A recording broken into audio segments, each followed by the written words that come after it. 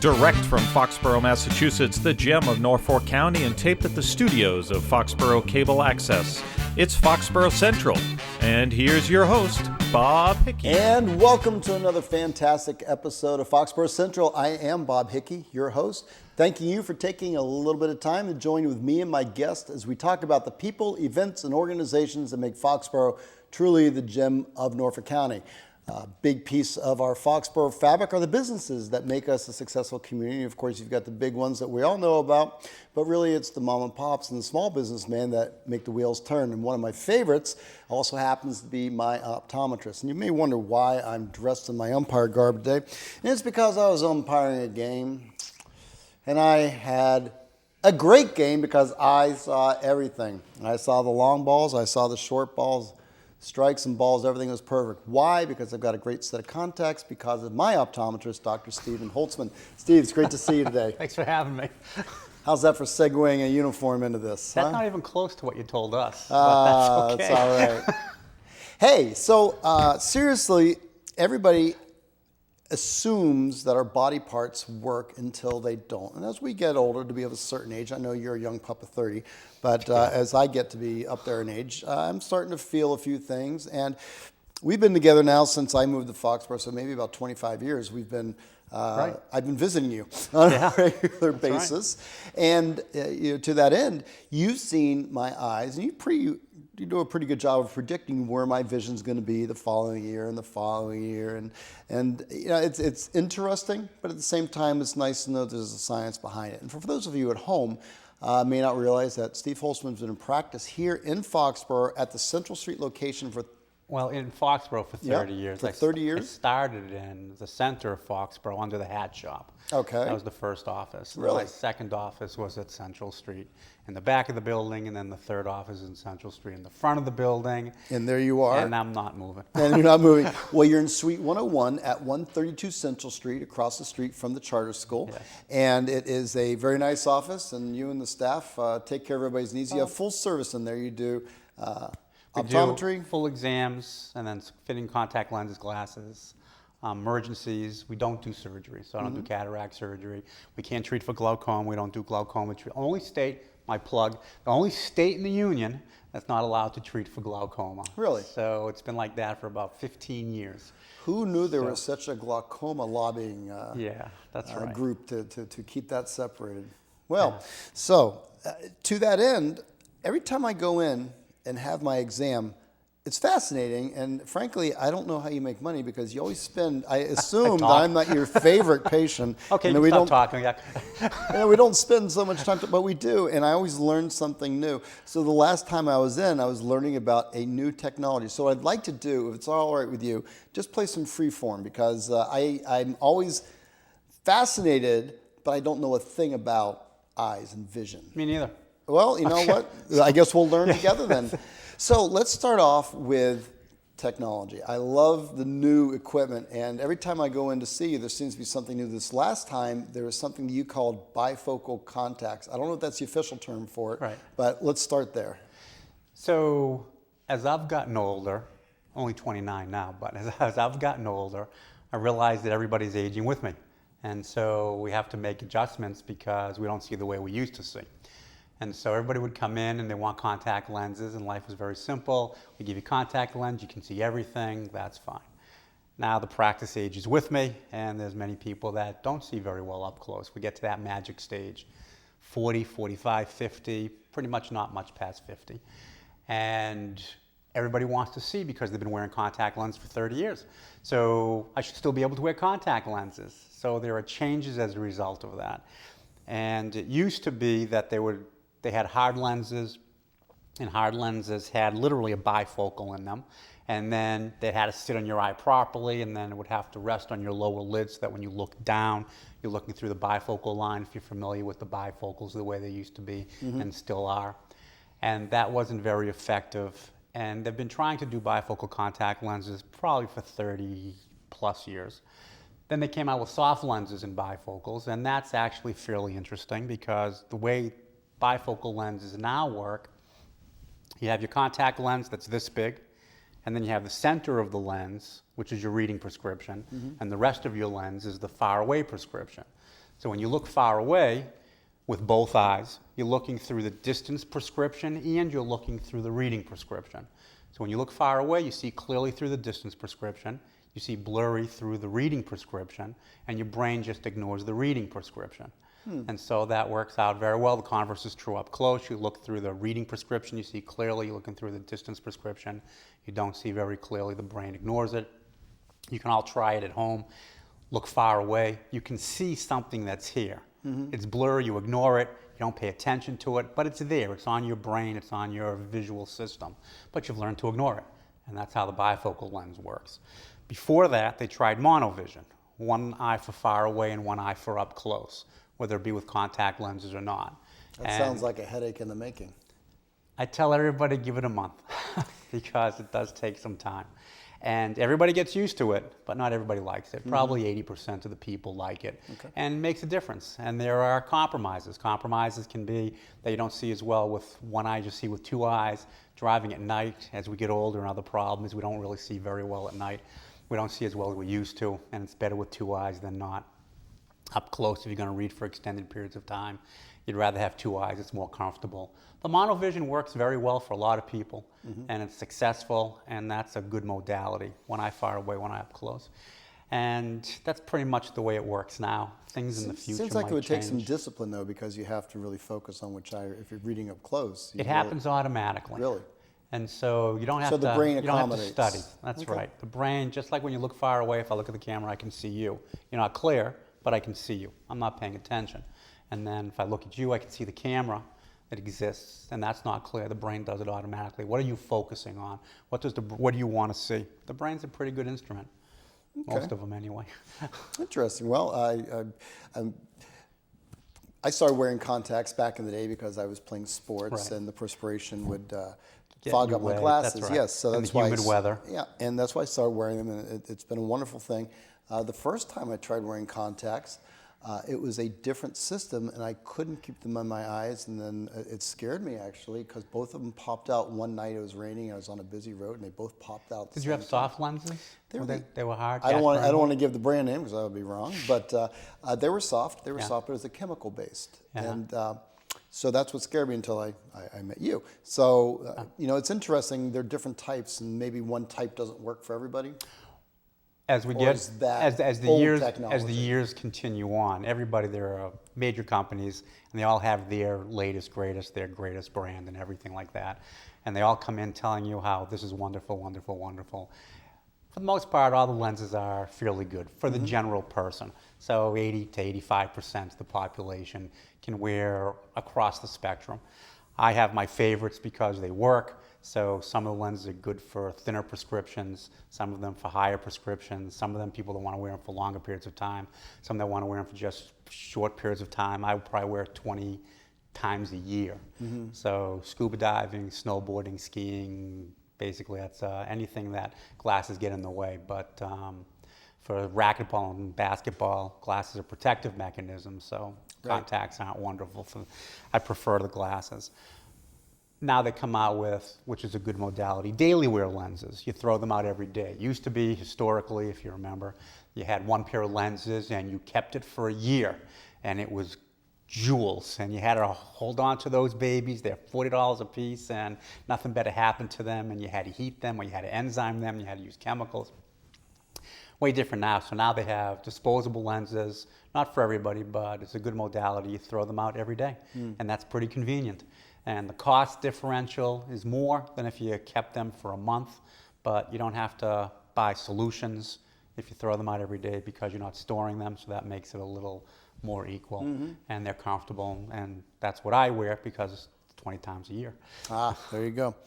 And so I'm talking with Steve Holtzman. I'm going to ask you about hard contacts in a second. Talking with Dr. Steve Holtzman, who is an optometrist here in Foxborough at 132. And the name of the practice is? Foxborough Eye Care Center. I spent seconds coming up with that name. And it's a name that'll stick. Yeah. Of course, their office is at 508-543-9215. You can call it on there. Lynn Ferguson will pick up the phone and set you up. So I'm curious about the hard contacts, because back in the day, my mother, she wore hard contact lenses, and the story is legendary. You joke about the one contact set a year, but she was working on the roses one day and lost it, and we were out there for hours, and she finally found it on the tip of a thorn out in the rose garden. So curious to know, what is the difference between the hard and the soft, other than what Webster tells us, hard and soft? Historically, there was hard, and that was made out of a plexiglass type of material, hard. And you people, very few people, but people had them for 30 years. If you didn't lose a lens, 30 years for a pair of lenses, they were just indestructible. Not very healthy for your eyes, but it was okay. Then they turned to hard gas permeable. And now when anybody talks about hard lenses, it's hard gas permeable, but instead of going through the entire description, they just say hard. And hard is like a piece of plastic. Now, if you were to design a contact lens, I would ask you, what would you want out of it? You want good vision out of it. You want it to be healthy. You want it to be relatively inexpensive. You want it to last a long time. You want it easy to be taken care of. And you want it to be comfortable. And that's pretty much what every contact lens strives for. Hard gas permeable lenses have all of it except comfort. And so comfort rules when people want contact lenses. The vision is better in hard gas permeable lenses, hard lenses. It's less expensive in the long run. They're easy to take care of. They're easy to get in and out. They're healthier, but the comfort just isn't there. And some people, they'll have to wear them, which is why they still exist, because their corneas or their prescription just necessitates it. So not everybody can wear every type of contact lens. Correct. So it's not as easy as just calling up Is your 1-800 whatever and saying, because you do right. need to get a prescription. And then you need a prescription, and then people say, well, it's just my glasses prescription. No. Maybe in the lower prescriptions, that's a pretty good thought process, but in many people that wear contact lenses in the higher prescriptions, that's just not even close. Gotcha. So again, I'm talking with Dr. Stephen Holtzman here with the Foxborough Eye Center at 132 Central Street, Suite 101. Now, I will readily admit that I am not an eye expert. And although I have perfect vision when I'm on the field, hence the uniform, I will also readily admit that when I take my contacts out, I am blind as two bats going in different directions. Yeah. So glasses or contacts, which is safer, which is better, which is happier? As I was talking about comfort for contact lenses, everybody wants comfort. That's the ruling factor. I can get you to see medicine ball print from a mile away, but if it's not comfortable, you're not wearing those lenses. And so the same thing happens with glasses versus contact lenses. Many people, they just want contact lenses. It's a different generation. So the kids out there, kids being 30 and under, you were brought up with contact lenses. Our generation, and that is true. You were just brought up with glasses, and contacts were a novelty. And when hard lenses first came out, you knew everybody that had lenses because they walked around like this because they were so uncomfortable. And that's just what they wanted for lenses. But now, if you're safe for you, the lenses are healthy enough as long as you don't sleep in them repeatedly and you're a good little patient. You come back for all your visits. I have never slept in That's my right. lenses. And so you come back for your follow-up visits. You can basically see long-term problems before they develop because they're long-term problems. So if you come back regularly, I can spot them and we can take care of it. And I can say reasonably, you know what, you're probably using your lenses, you're sleeping in your lenses. Invariably, I would say to people, do you ever sleep in your lenses? And every single person says no. You ever sleep in your lenses? No. Really? Come home late one night, pass out on the couch? Oh, yeah. Somebody else is driving you in the back seat, you fall asleep? Oh, yeah. Oh, okay. So everybody takes it sleeping being that it's an overnight, and some people do it. So people that are in the public safety, policemen, firemen, people that have to sleep and they need to get up and see. So extended wear lenses, I make that exception, but for the most part, I'm not a big fan of extended wear lenses, sleeping in them and all the time, because basically you're saying the 15 seconds that it takes to take your lenses out at night is too much effort. And it's much healthier not to have lenses in your eye. So for you, you've done a good job. You're more comfortable with contact lenses. Certainly you're not going to umpire with face mask on with glasses and then have to take your mask off. That's just not practical. Right. And some of the days you wear your glasses, and some of the days you're probably more comfortable. You can always wear glasses. You can't always wear contact lenses. So maybe you have allergies, and your allergies are bad one particular time. Your eyes are killing you. It doesn't make sense to wear your lenses, because anything that bothers you will bother you more with contact lenses in. So it doesn't make sense. You can always wear your glasses. So when people are smart about it, it works out well. So wear your contacts, enjoy them, wear your glasses when you need them. We're going to get to the exam part now, because I remember back in the day, you would go to the exam, and some of you out there may have maybe, I won't say a phobia, that's the wrong word, but maybe anxiety about getting your eyes examined, and maybe you don't want to go through the experience, because back in the day we used to have to get the drops and we'd have the vision and you have to have somebody drive you, and I don't remember that happening in quite the couple of decades now. So I'm curious. Well, you have had it done. Have I? I just don't do it every time. I just have a bad memory then. Yeah, it's all right. You have had it done. You're used to it. So why do we do that? Why do we get that? We put drops in your eyes because we're trying to look in the back of your eye. So looking in the back of your eye, through the black part of your eye is the pupil. And as we get older, the black part of your eye, let's say, is this big. Mm-hmm. And so we can only see through that space. If you're looking through a window that's this big, it's not anywhere nearly as spacious as if you're looking through a window that's this big. And so they're called dilating drops because they take your pupil and they make it bigger. It gives us a better window into the back of your eye so we can see more. Mm-hmm. And so you have that done so you can be more complete. With the advent of technology that you were talking about with retinal cameras, I had mentioned before we were starting that I wanted to talk about and I didn't remember what the name was, but retinal camera. So they make retinal cameras that some of them are just cameras. Some of them, one I have is a laser scanner, and so it looks into the back of your eye, and it's done with pixels and logarithms and whatever it is. But the picture comes out. And so we get to see a large variety of the back of your eye, a large portion of the back of your eye. And so I could dilate you, and as you get old, you'll get dilated more. Some people believe that you want to get dilated at every visit, and whereas that might be better care that you're getting it done every single time. 14-year-old just doesn't need to get it done every single time. Mm-hmm. A 20-year-old, not every time. You need to have it done so you can be fine, so that you'd have a baseline information. But every time, it's not something that I do all the time. And what is the recommendation? An eye exam every year? First eye exam, 4 years old, and whenever you think there's a problem, whichever comes first. Okay. Because if they have a problem and you wait for the school to catch it, and they will catch it, you're about 6 years old, and that's a little bit late. So if there's a problem, for instance, if you're looking at somebody and all of a sudden you cover one eye, the 4-year-old can't see out of one eye, but he sees out of his other eye, he thinks everything is fine. But it's not, because one eye doesn't work. So you want to catch that. And so if everything is fine, and 4, 5, and 6, then schools will pretty much catch it if there's going to be a problem. So every couple of years, if you wear glasses, it's every year because your prescription just keeps on changing. And then throughout your middle years, if you wear glasses, you're going to have a prescription change regularly, probably through college, and then a few times in college, and then maybe after college. 28 to 30, your prescription will be pretty stable. And that works out fine. But then you get to be 40 or so, and then it's not fine up close. And magic age. Yes. And if you wear contact lenses, then you have that difficulty sooner. So the magic, my arms aren't long enough, or you need more light, or whatever the case may be. And then it starts going to every year. Insurance, a lot of insurance cover every 2 years, that's fine. But if you can't see. Which is interesting because a typical contact lens prescription has to be updated every year. So that makes it interesting. And that's right. It makes it hard for people with insurance. Insurance only covers every 2 years. So on day 364, you better buy yourself I'm not sympathetic to that cause.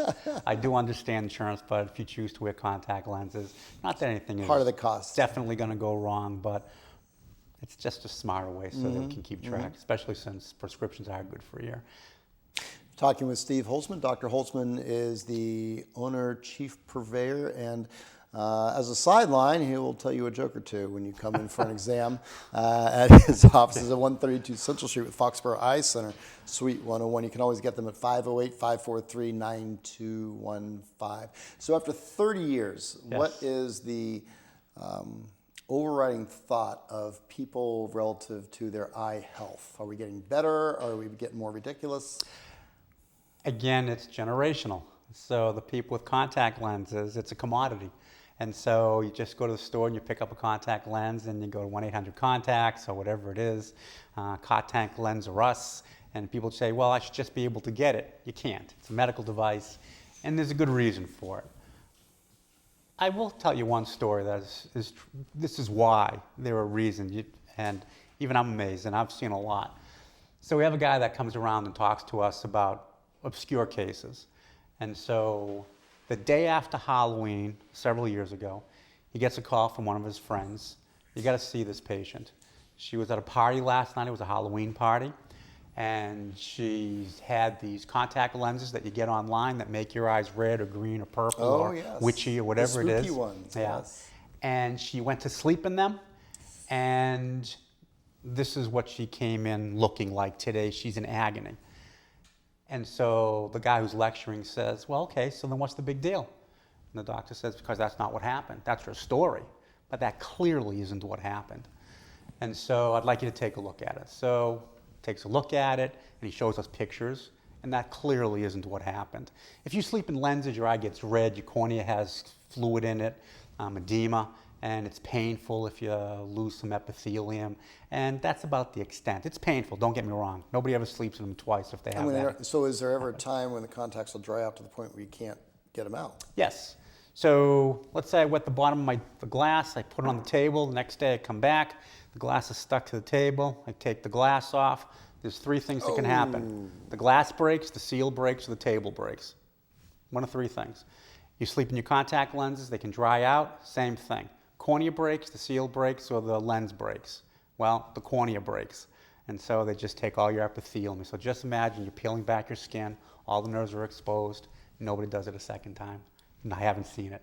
So this girl, teenager, college kid, comes in and her eyes are a mess. And the lecturer is talking to us and he says, I've never seen it, I have no idea what goes on at these parties. He said, so I called up my resident college expert to find out what goes on at these parties. I called my son. Jimmy, what do you people do at these parties? This girl comes in, she has this, this, and this. And so basically what they have found out, the college kids have found out, is they take a shot glass, they fill it with vodka, they put the glass on your eye, because then the alcohol goes through your eye, through the aqueous and the vitreous, gets to your brain faster, because it bypasses the blood-brain barrier, and it's a faster buzz, so you don't have to drink.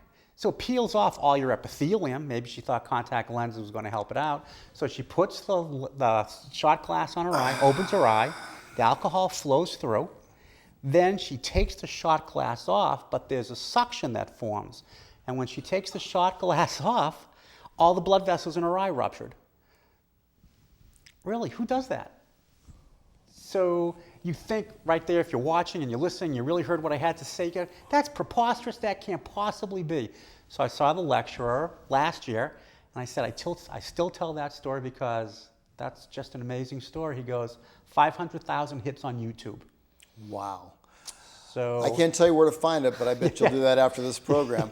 We're almost out of time. I wanted to share with Dr. Steve Holtzman, I want to find out where is the future going with optometry. I know that back in the day with the LASIK surgery, you had told me don't bother because in 5 years you'll just be back in the same boat here because your eyes are going to continue to grow and your vision is going to continue to change. So no matter what surgery you get, and I've had relatives do that, and yes, I've seen that happen. So that was great advice. Well, I get lucky. So the surgery actually works much better because they use a laser to do the surgery. So they're vaporizing cells, and the cells don't change or morph or anything like that. Cells are gone. So those cells don't grow back, so the cornea is pretty much intact. And so that surgery, laser surgery, works very well. Doesn't work for everybody, and honestly, you folks, if you're listening, don't just go out and get it done, because not everybody can have it done. Not everybody should have it done. And there are laser surgeons out there who will, most of them, almost all of them, especially around here, really have your best interests at heart. But some of them, for the cheaper ones that, we'll do anybody, there's a reason you can't have it done. Don't find somebody to do it. But in any event, so the surgery works very well. And as you get older, though, cataracts start to develop. Well, what's going to happen in the future, you say, well, why should I have glasses? Because the surgery works so well, so it'll be inexpensive enough, I imagine, at some point.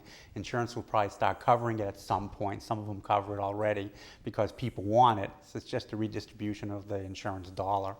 And so people will have it, and they might get it earlier. And then cataract surgery, they're working on bifocal contact lenses. They're working with lenses that literally are bifocals, then implants for cataract surgery. You have a lens in your eye, it's an organic lens, and then that lens is taken out because of dirty window, so that's a cataract. It's not a disease, it's not a cancer, it's not a tumor, it's nothing bad. You just replaceable parts. They take the old window out, they put the new window in, and the way I always describe it for the older population is if you had your car windshield in the 50s, 60s, and 70s, that car windshield just frosted up all along the edge. That's right, and you know exactly right. And so that's what happens to the lens in your eye. It frosts up. That's a cataract. Nothing bad. Nothing's wrong with the window. It just frosts up.